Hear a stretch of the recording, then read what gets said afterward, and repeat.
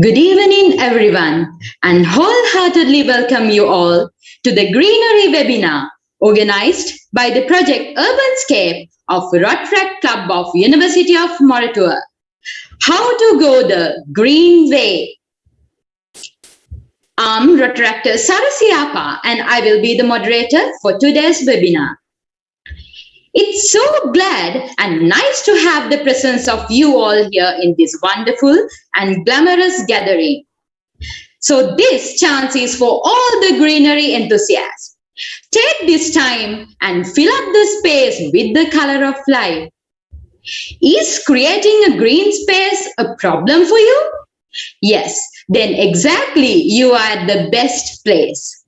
Urbanscape is the project that will answer each and every green question of yours. This is yet another brand new project which allows you to uncover new horizons. This is the journey that takes us all on a marvelous greeny adventure. Urbanscape presented by Rotaract Mora.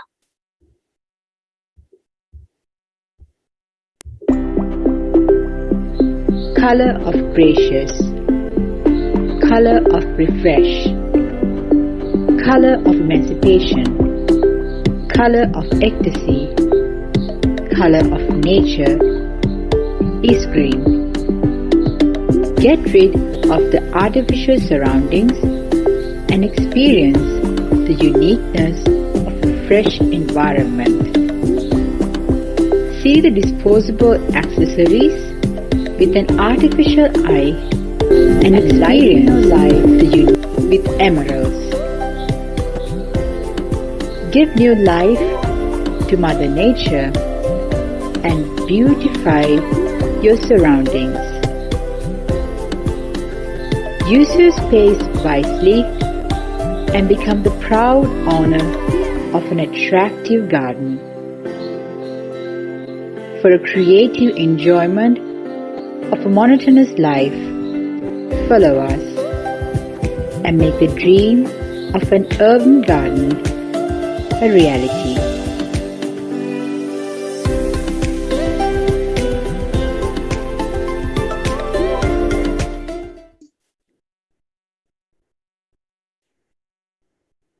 So that will be the overview of our project. Now it is the time to have the thoughts from the leader, the headman of the club. This is the address by the president of Rotaract Club of University of Moratuwa, Rotaractor Binsara Somaratna. Over to you. Thank you very much, Rotaract Sarasi. Can I get a quick yes whether I am audible and visible? Yes, both audible and visible. Thank you very much.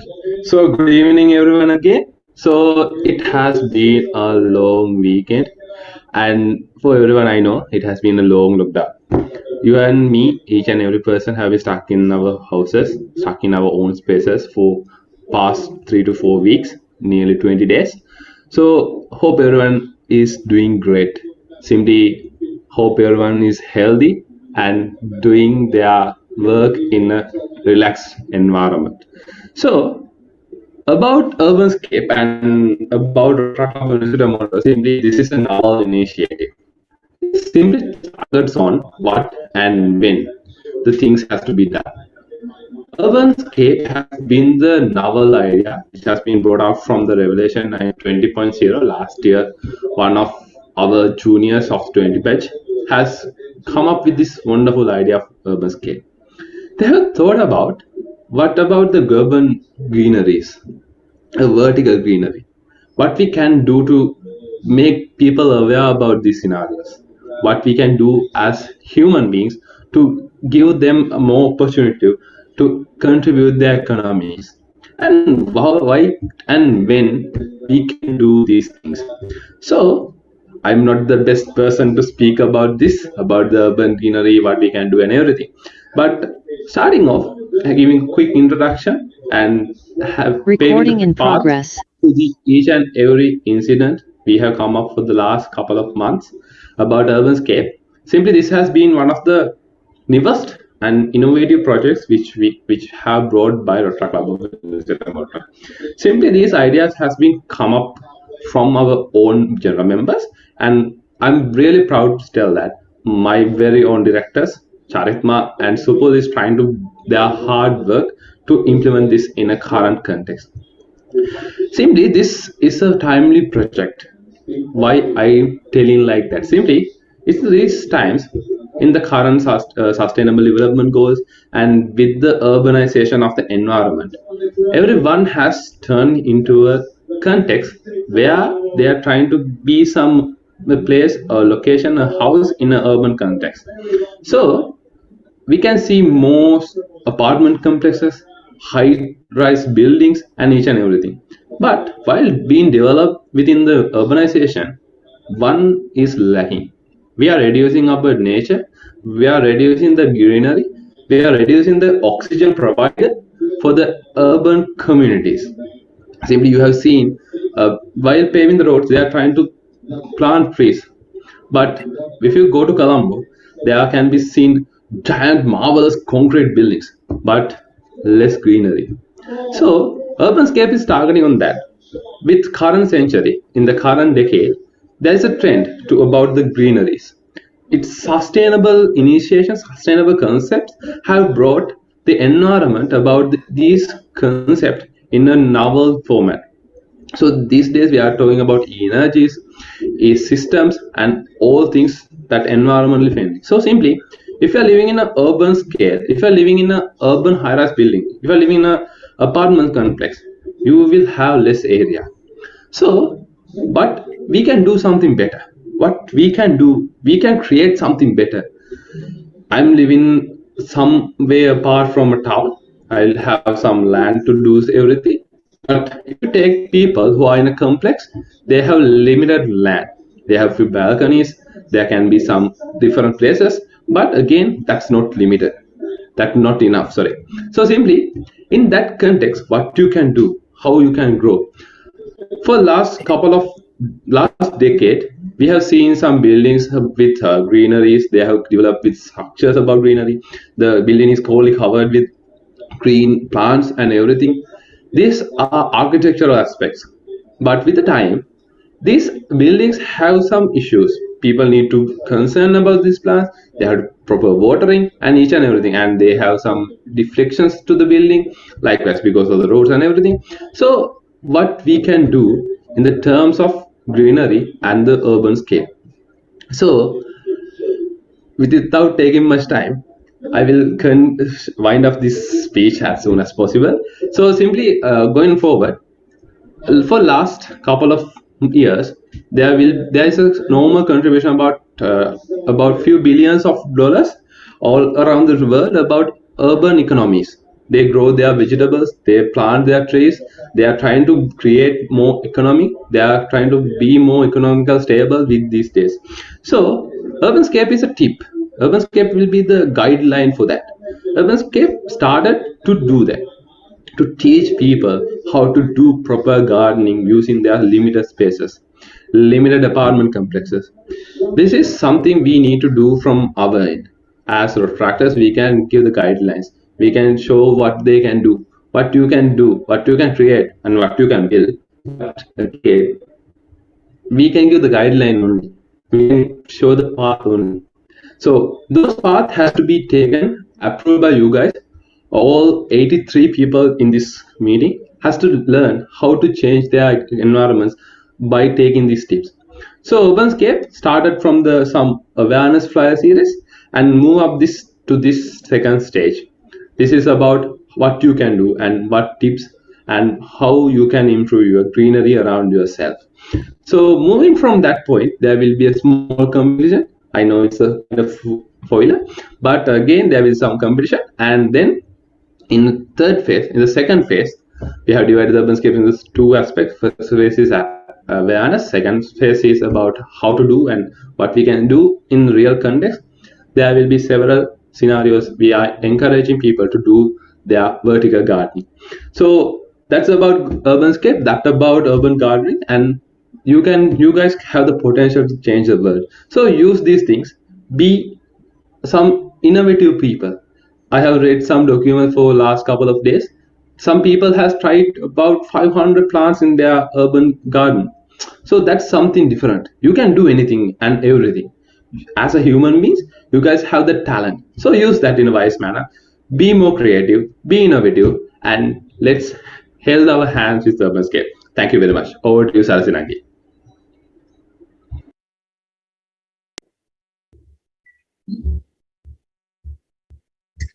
Thank you, Rotaract Bimsara. Yeah. How to go the green way? How should we get started? The time has arrived to learn it from the best. It's a great honor and a privilege to invite the guest speaker of today's webinar. The appearance of this special personality here today with us will be regarded as a great opportunity for us to have a clear and incredible experience in urban gardening. We all are excited, and finally the eagerly awaited moment has arrived. So wasting no time, here it begins that valuable chance. We are having the presence of that ideal character for the topic here today with us. He has conducted more than 500 training programs for academic staff, teachers, and for university and school students. Further, he is an invited trainee and a resource person for more than 25 foreign and state universities and a great contributor for the scientific community as well. He was the Director, Agriculture Education Unit, Faculty of Agriculture, University of Peradeniya, and the Chairman, Young Scientist Forum, National Science and Technology Commission, Colombo. And currently, he is the Director, Staff Development Center, University of Peradeniya, and the Chairman, Work Group, Post-Harvest in Emerging Countries, International Society for Horticulture Sciences, Belgium, and the Director, Academy of Administrative Professionals, Colombo. So this is the invitation from Professor Chalinda K. Benaragama to convey the beauty of a magical garden and proceed with the session. Over to you, sir. Thank you very much. Thank you, Sarasi. Thank you, Bimsara and Supul, and all the organizing committee members for inviting me to this great occasion. I personally consider this as a great honor and privilege for me to be here today with you all, especially to talk to very young blood of the country. So let me start the discussion straightforward because we are a little late according to the schedule. According to the agenda, I was supposed to start at 7:10 and finish at 7:55. So now it's 7:19 already. But anyway, I will try my best to finish by 7:55. I will try my best, right? Okay. So the topic for today, I'm really, I feel really honored to talk about this topic to enlighten you all, especially those who are living in an urban environment like Colombo or in suburbs, wherever you are. So the topic that I'm going to talk about today with you all is gardening options for space-limited urban environments. So as discussed, as already informed, as already explained to you all, I'm Chalinda Benaragama from University of Peradeniya. So let me take you to a very simple discussion on gardening options for space-limited urban environments. I'm sure you remember, you must have seen these kind of spaces, these kind of places. This is where we were. Maybe not you, but your ancestors were living in. We were in the jungles, we were with the nature all the time.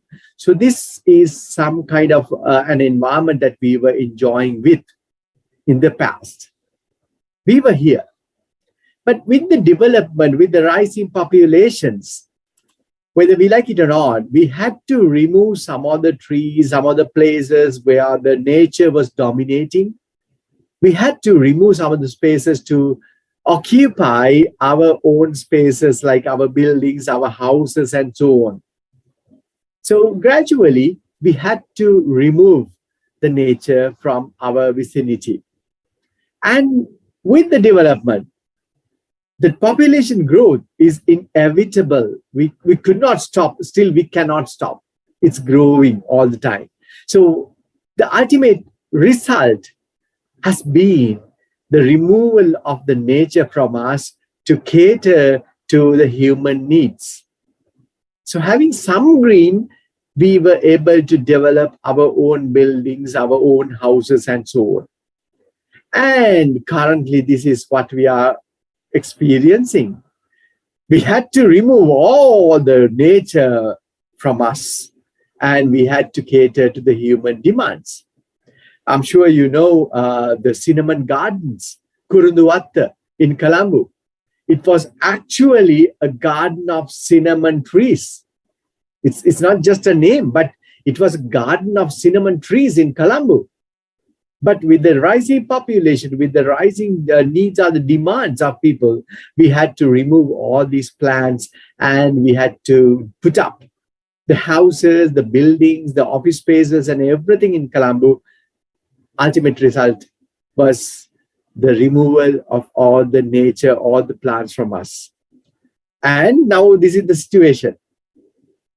Most of the people in Colombo or in suburbs, even in Kandy, where I'm from, now the demand is for high-rise buildings and apartment complexes where we don't have even a green space to do at least some gardening.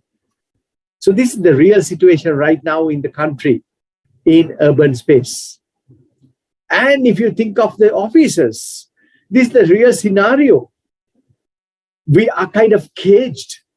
We are caged in some spaces, in the office spaces. It's basically inevitable.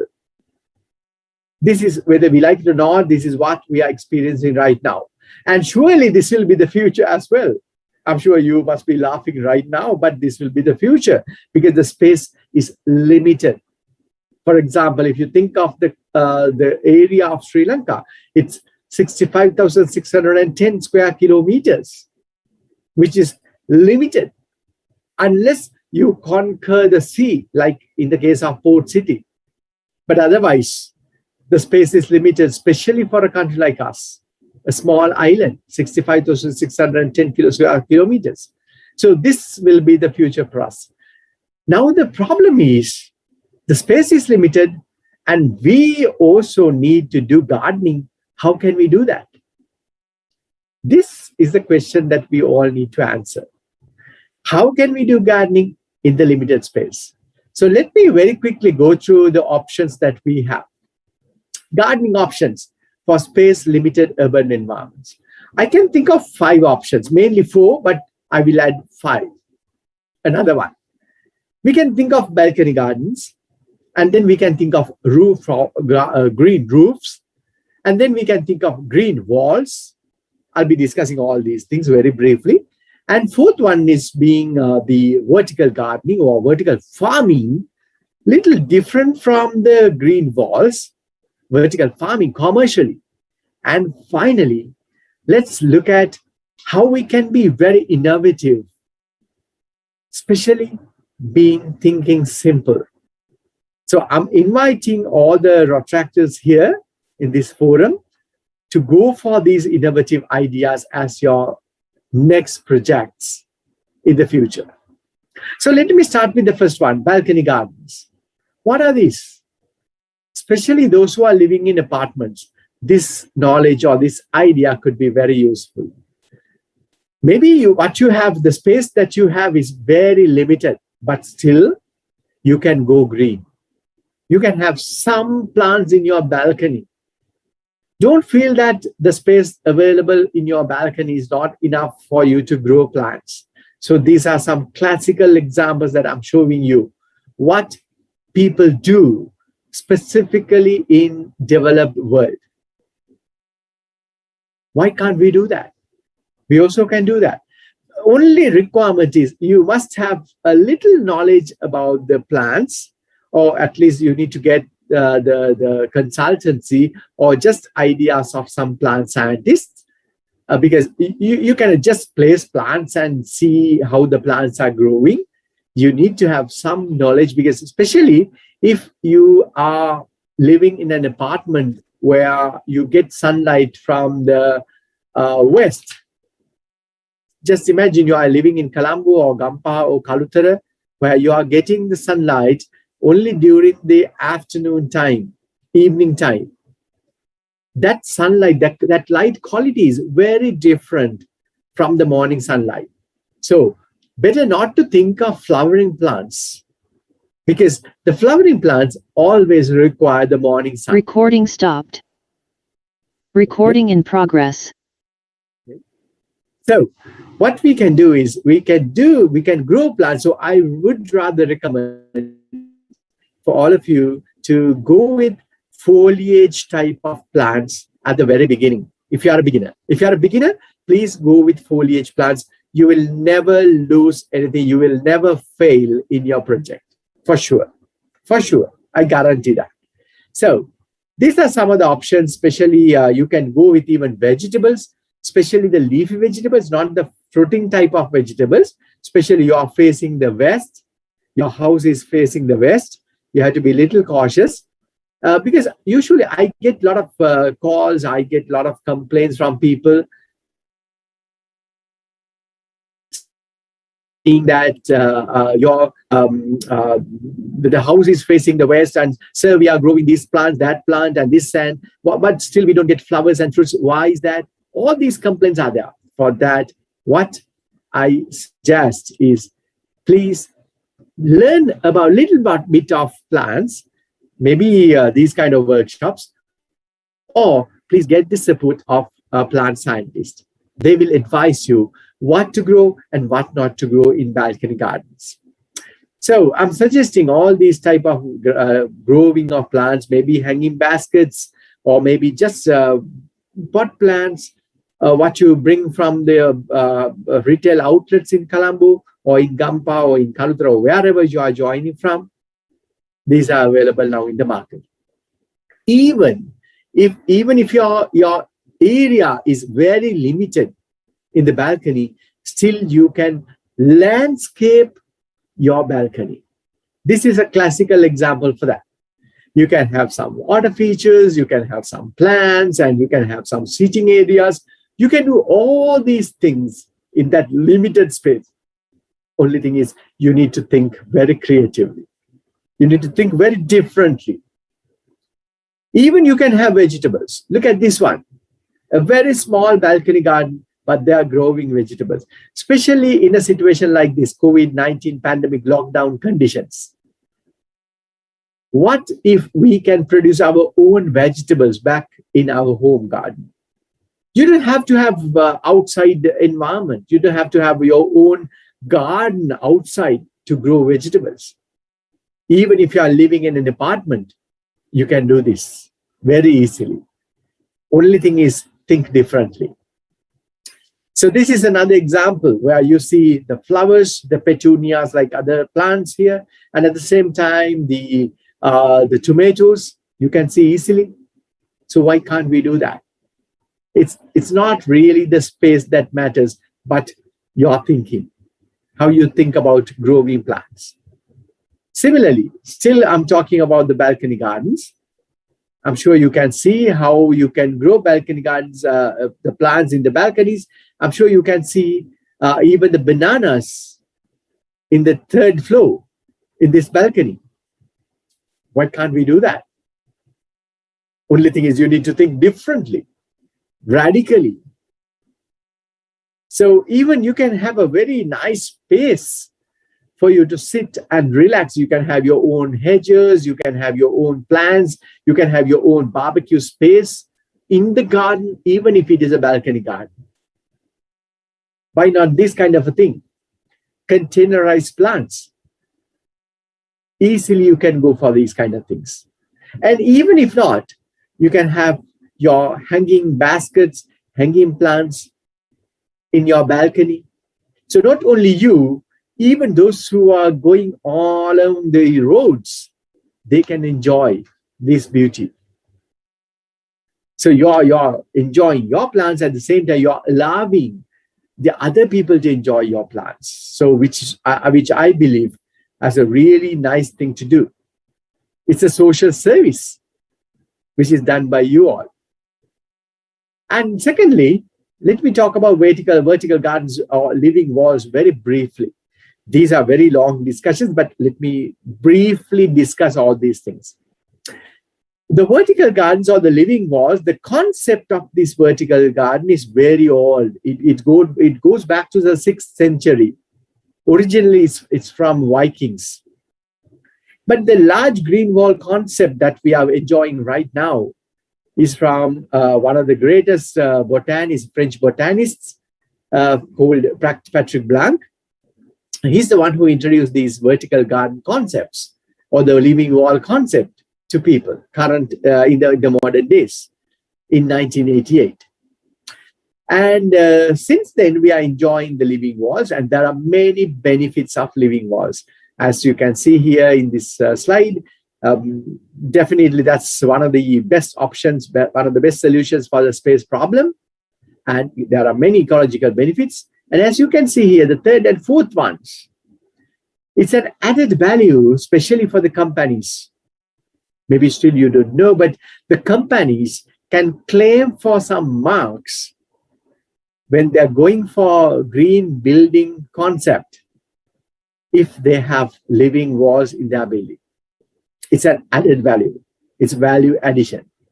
And at the same time, if you have a green wall in your building, and if the building is air conditioned, it's really energy saving.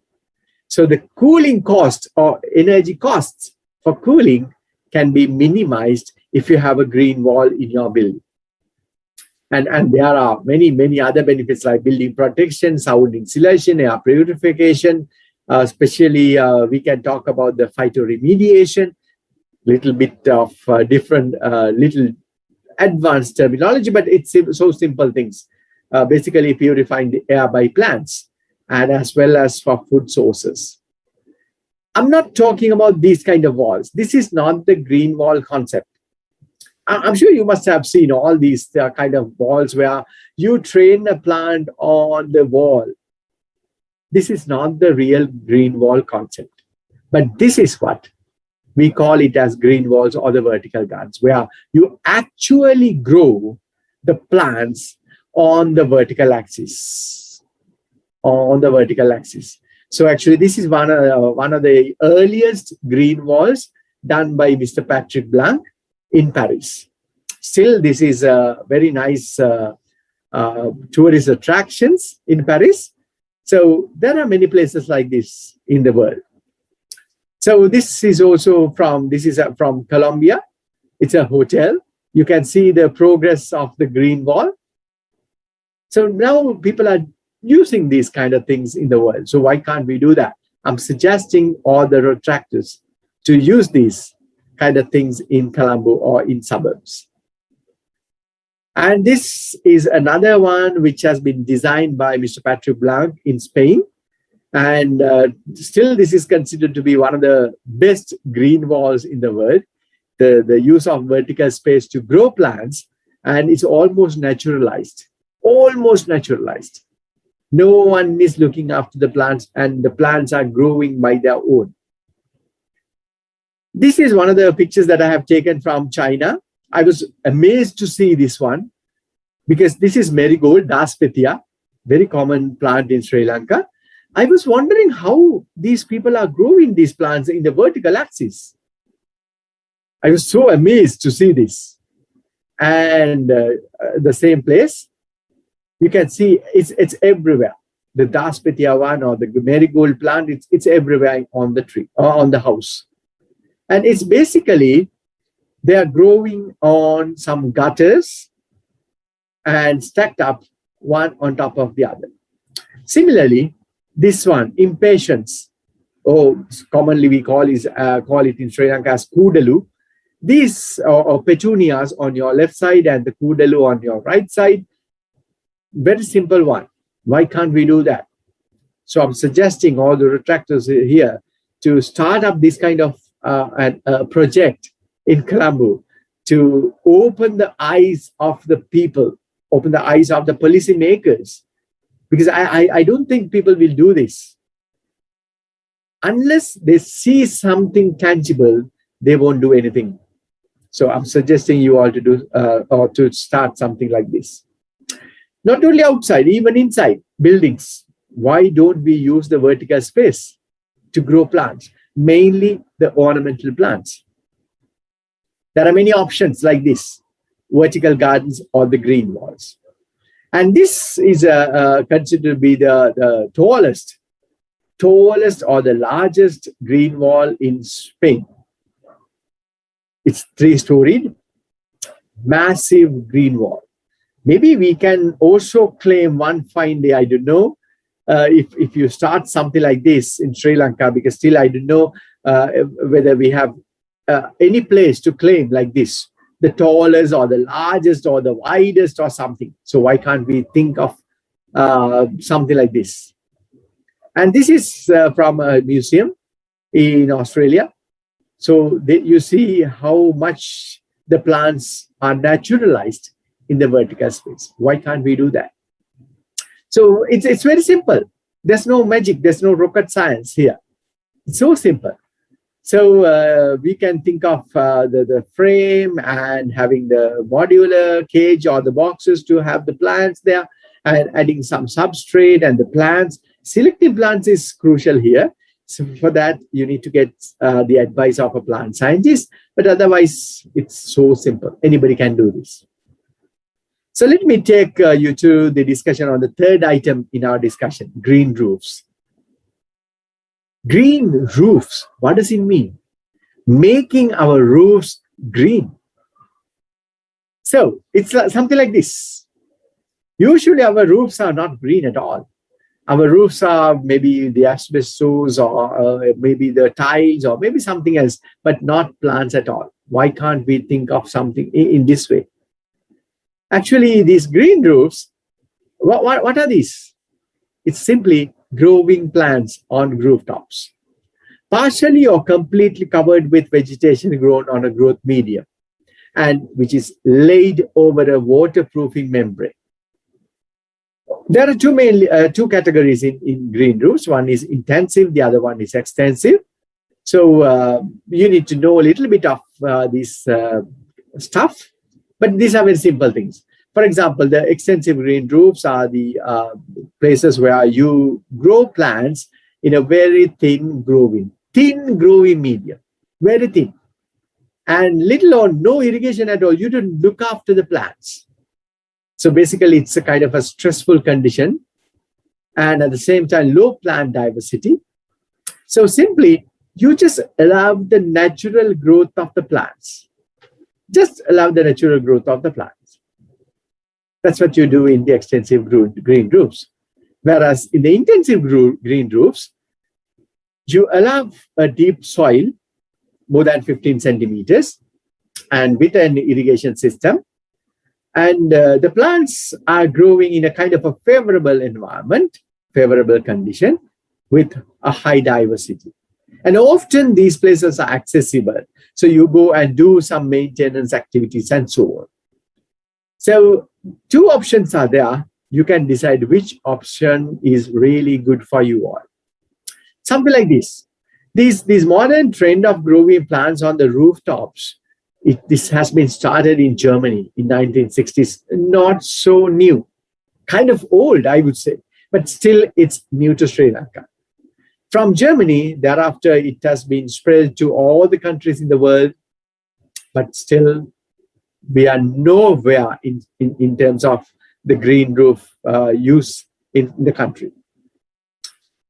So this is how you can start up a green roof. I'm not going to explain in detail, but very simply, just imagine you have your roof, and on top of the roof, you add a drainage module, because you need to make sure the drainage is there. And then you have to have geotextile material, fabrics on top of the drainage module. And then comes the growth substrate, and finally the plants. And specifically, this growth substrate needs to be of light weight.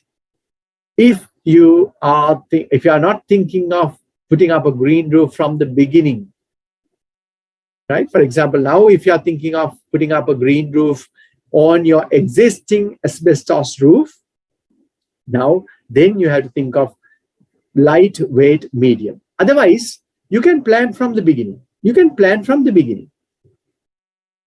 then in such instances, you don't have to worry about the growth substances or growth substrate. Well-planned work should be there. Number 4 in our discussion, it's a little bit different from the vertical walls or vertical gardening or green walls. This is commercial, vertical farming. Vertical farming, this is very different. Here, what we are referring to is, it's a kind of a novel climate smart solution. But remember, even if you want to do this, you can start this at your home. It's a multi-layer vertical indoor plant production system where all the growth factors like light, temperature, humidity, carbon dioxide, water, and nutrients, everything is precisely controlled. This can be completely independent of solar light, solar energy. All right. So you can 100%, you can go with artificial light sources in indoors. And currently, there are people in Sri Lanka who produce some plants, some vegetables, especially the leafy vegetables, by using this vertical farming technology. As you can see here, there are many ways of doing it. As you see here, the world has gone so far. Unfortunately, still this is new to Sri Lanka. So this is why I'm promoting all these things in Sri Lanka here. And it's a matter of using different light sources, LEDs, light emitting diodes, and not just the white light, but the blue light and the red light in combination, because plants love the blue light and red light in combination, right? And then there are circulating systems and nutrient systems which are circulating. Some science is involved. And of course, you can add some IT solutions, or I would say IoT solutions, Internet of Things. All these are possible now in Sri Lanka. It's a matter of thinking differently. So simple. So there are mainly 2 types, even within the vertical farming. So one system is where you have the stacked vertical racks, where you provide the light from the top of each of the rack. That's one way. The other way is you have the vertically arranged plants where you give the light from the vertical axis on the vertical columns of lights. So these 2 are the most common types in the world, but I would say the one that you on the top in this slide is the most common one in the world. There are many scales of production. For example, 10,000 heads per day. Heads in the sense, if, for example, if you are producing cabbage or lettuce, we usually call one plant as one head. So we say 10,000 plants per day, or 3,000 plants per day, or 700, and so on. It can go even up to just simply home use level, something like this. You don't need light at all. The solar radiation you don't need at all. You can think of starting your own plant production back at home. For this, you need to get some support from a plant scientist. That is the only requirement. But other than that, even there are so many YouTube videos which you can refer to, and you can do it by yourself. Something like this. You can produce your own vegetables back at home. You don't need a garden at all outside. Even within your building, within your house, you can produce your plants, you can produce your vegetables for your consumption. Maybe very important, especially in a time like this, lockdown situation. Finally, innovative ideas.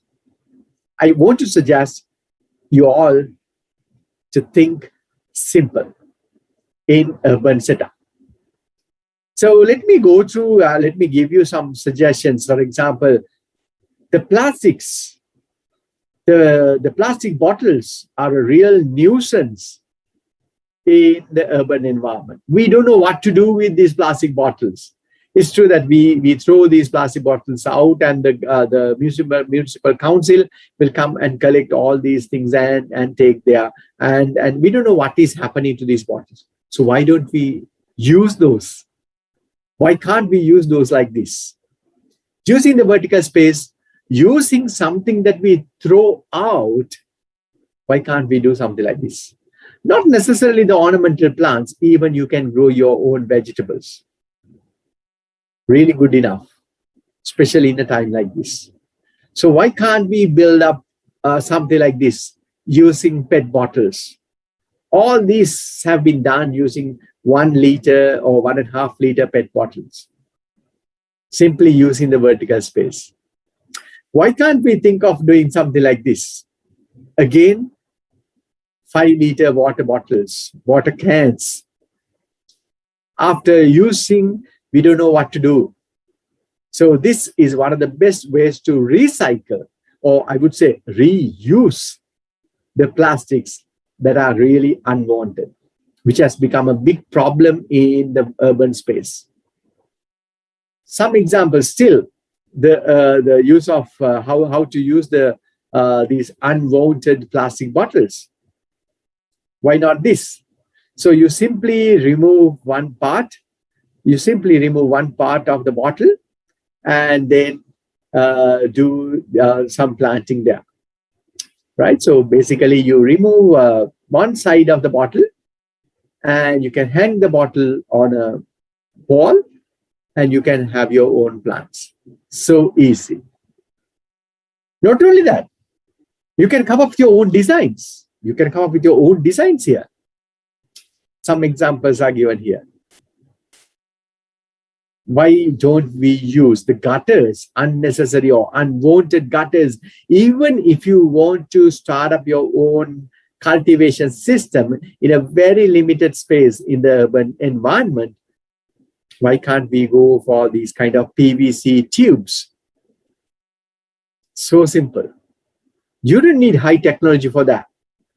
Everything is DIY. Do it yourself or do by your own, in your own, right? So same thing here, use of PVC pipes on the vertical axis, growing plants there. You don't need space for this. Only the vertical space is being used. Same thing here, use of gutters, or even you can make your own vertical garden using these kind of bags. I'm sure, especially these days, if you think that you don't have anything to do, if you are bored of free time, why don't you start something like this? Simply by using totally discarding materials. Even for future, if you're thinking of building your own house, if you're putting up your own fence or the wall, the boundary wall, design it in such a way that you can start growing plants there. So this is a classical example for that. Design your wall in such a way that you can grow your plants there. And I'm giving you some tips, especially these days. I'm sure you're buying some plants from outside. Sorry, you're buying some vegetables from outside, like carrots and so on. And this top part, I'm sure everybody is discarding. So why don't we use it for our benefit?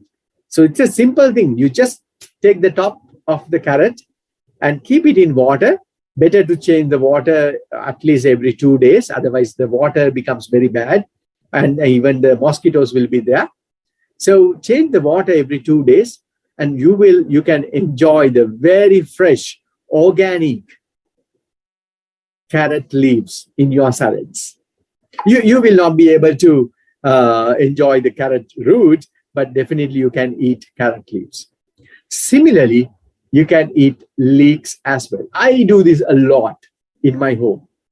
Whenever I buy leeks, I take the bottom part like this, consume the top part, and then use the bottom part to get the top part back at my home. Organic, no chemicals, nothing, and very fresh. Similarly, you can use your lettuce or the celery that you buy from the market and you can reuse it several times easily. I'm sure you can see how we can do it using the toothpicks and adding just some water. Only thing is change the water at least every 2 or 3 days. Otherwise, there will be problems, or you will feel it like it's rotting. But you can do this easily. And there are many tires that are totally discarded, unwanted. So I'm suggesting you all to go for this kind of a thing. Maybe as a project of the Rotaract Club, or even if not, back in your garden, use these free, totally unwanted tires to grow vegetables, or even ornamental plants. That's fine. And if you don't have a garden at all, this is another option. Dish gardens. We scientifically call these as dish gardens, where you create a garden on a small dish. So you depict the real gardening concept on your tabletop, like this, or like this. These are called dish gardens. We can easily go for these. And if you're thinking of starting up a business, I would rather suggest you all to start with these dish gardens where there's a huge demand. There's a huge demand. I guarantee there's a demand for these kind of dish gardens. So think of starting a business venture on this. And if you start like this and advertise on the Facebook marketing, surely there'll be people to buy your products. Or something like this, totally with cacti. And if you come up with a very nice suggestion or a garden like this, dish garden, there'll be a market for you all. Even something like this, not so many plants, but very simple plants, use of plants, but the arrangement is so nice. Or maybe discarding shoes, you can use in your home gardens to grow plants. Lovely thinking, innovative thinking. Not only gents' shoes, even ladies' shoes. If you're not using it, please remember it only if you're not using, otherwise you'll be in trouble, right? If you have discarding shoes, you can start your garden there. Very different thinking, very different. I know some of the plants, some of the pots are being discarded because they are broken. Don't ever discard any broken or split a pot. Use it to your advantage like this. Still, that broken pot can be used to create a beautiful garden. Small garden, maybe on your tabletop. Think differently. And I don't think you have totally unwanted vehicles in your home, but I know there are some vehicles which you don't use. So why don't we convert those vehicles into gardens? Easily we can do that, which are totally unused. Not only this, even the cars that you are using right now, you can have your own garden within the car. So these are some classical examples, actual examples for that. You can have your moving garden within the car. But of course, with some cautions, right? For example, you should not have a lot of dust to produce within the car, because otherwise the air conditioner will have a lot of troubles in that. So, but with that, you can still have, as you can see here, some gardens in your moving car as well. Not only in cars. Why don't we think of this kind of project in Colombo? Air-conditioned buses. If you have a garden on top of the roof in a bus, I'm 100% sure the air conditioning energy that is being used by the bus will be minimal, very minimal. Even I would rather suggest all the retractors here to start up these kind of models in Colombo if possible, or Ganpaha or Kalutara or Kandy or wherever. These kind of things are still new to Sri Lanka. So with your brand name, Rotaract Club, Moratuwa, or whatever, you can start these kind of models to enlighten the people in Sri Lanka. Because Still, I don't see these kind of things in Sri Lanka. People are not really well aware about these things. Not only that, maybe as a business venture, you can think of these kind of things. Maybe you can start thinking of producing these kind of things to have plants as necklaces or wearings or whatever, even earrings you can have. Only thing is you have to think differently. So why don't you start a business project like this? I'm 100% sure there'll be a market because no one is doing like this still in the country. Not only that, if you're thinking your plants are so expensive, wherever you go, you can take your plant. I'm just kidding. Yeah, this is just to make it fun. Practically, I don't know how possible these are, but these kind of things are also there. So with that, I would like to give you that message. Space in the urban environment is not at all a problem. Not at all a problem. It's the way you think. If you think differently, I'm sure you can do wonders even in the very limited space in urban environments. Thank you very much. Thank you.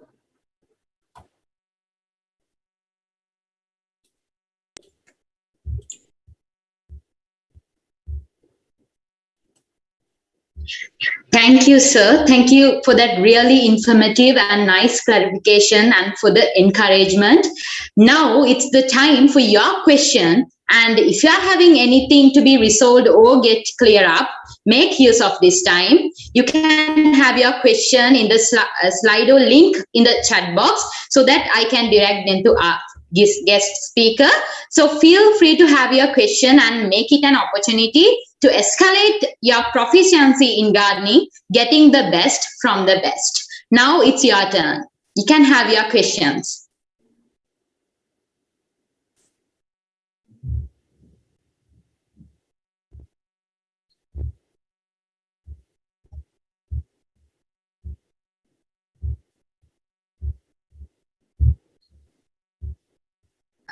Yes, there's a question. Is that true? Keeping plants in sleeping room affect our health? Okay, very nice question. I would say yes and no both. Why I say yes? Very simply. Okay, let's do inside the building. You know, the plants are living organisms, so they also respire like us. They also do the respiration, and at the same time, they do photosynthesis as well. So there are some plants which do all the photosynthetic work during the daytime, and during the night time, what they do is they only respire, where they put out carbon dioxide. And there's another group of plants, scientifically we call them as CAM plants, CAM, crassulacean acid metabolism, CAM plants. Those plants, even though they start the photosynthetic process in the daytime, during the daytime, they complete the photosynthesis during the nighttime. So they put out oxygen during the nighttime. So I would recommend those CAM plants to be kept in the bedrooms without any problem. Without any problem. So plants like, I don't know whether you know these plants like sansevieras or the cactus-like plants or the orchid plants, right? Dracaena sandriana-like plants. So there are many plants that you can have in your bedroom, even just close to your face when you are sleeping, because these plants will emit oxygen during the night time, but not all the plants. But remember, by keeping some plants in the bedroom, even any plant will definitely not create problems to you all. Definitely, yes. They will not create problems. Only thing is they will increase some of the plants will increase the carbon dioxide level in the room. That's the only concern, right? Other than that, There's no problem of having plants in the bedroom. Yeah, okay, thank you. And another question, is it is normal to have various difficulties and problems while performing any task? So what are the possible problems in doing urban gardening and what are the possible solutions? Okay, another 1 hour answer. Possible problem is in the sense, I do not see any problem if you think creatively. If you think differently, I would say there's no problem at all in urban gardening. If you go with the same framework, if you are really framed with the traditional thinking of gardening, there can be thousands of problems for which I cannot think of answers.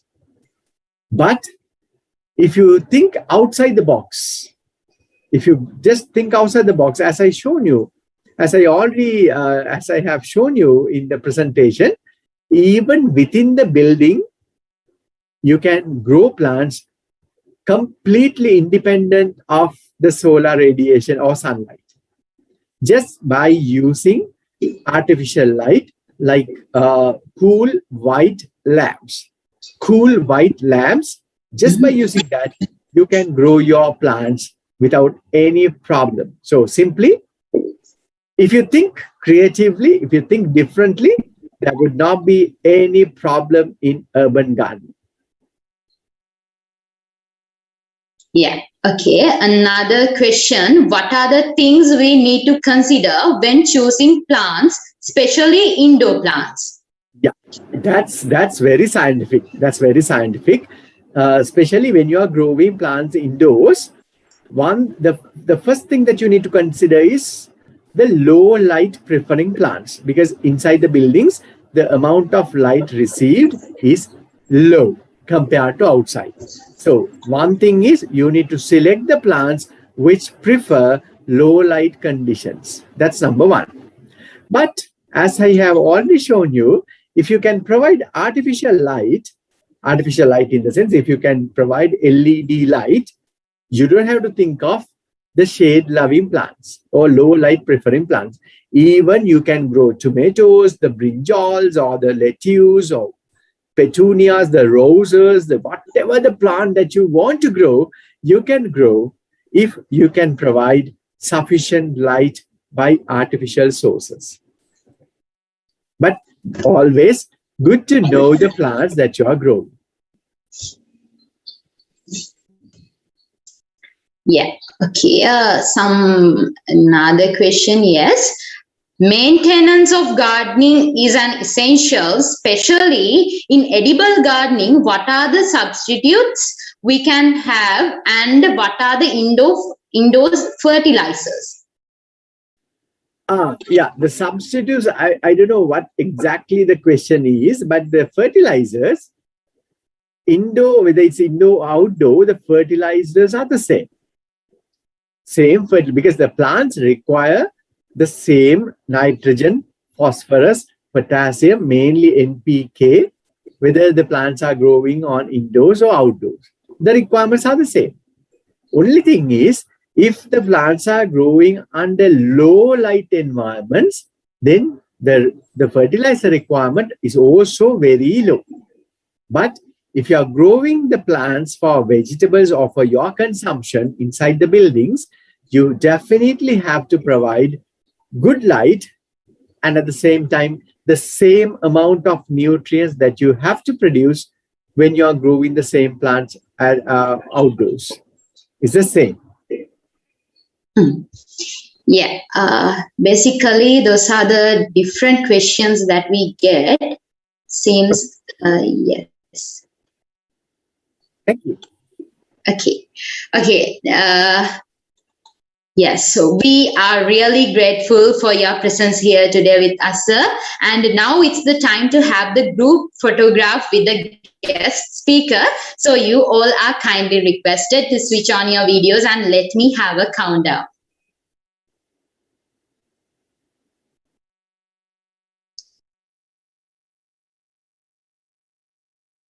Yeah, keep smiling. Hope you are ready with it.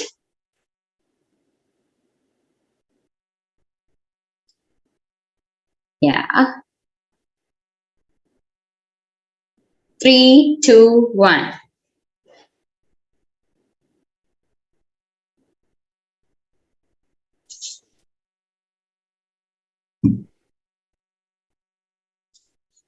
Okay. Thank you all. Thank you very much. Yeah. Despite the busy schedule, thanks for managing your time to educate us, and the session was indeedly very useful and explanatory. Here I mention our deep sense of appreciation for that guidance, encouragement, and the support given for us to win the world with green. Thank you so much, sir. Further, thanks for everyone who helped to make this event a success, and thanks for the audience. Thanks for the participation here with us today. So with that, we have just arrived the end of that fabulous green evening. Ends are not bad, they just mean that something else is about to begin. Just begin again in a new manner and never ending. And this will be the beginning of having super gardens by all of us and beautiful super gardeners of all the participants here today with us. So, and the next most immediate event by Urbanscape will be the social media challenge, which will consist of weekly challenges, a weekly task. Make sure you join and grab the chance to get the crown, emerge as champions at that contest as well, and have the valuable rewards there. So make sure to keep in touch with Urbanscape through social media platforms as well. You can follow, like, and share our Facebook and Instagram pages as well. And make sure you grab the best from them. Hoping to meet you all with the future proceedings of Urbanscape, let me conclude the today's session. Thank you again, sir, for your participation. And let's get together, hold a green umbrella to shelter our mother world. Thank you, Thank you and very have much. a nice evening. All the best to you all. Thank you very much. Thank you very much.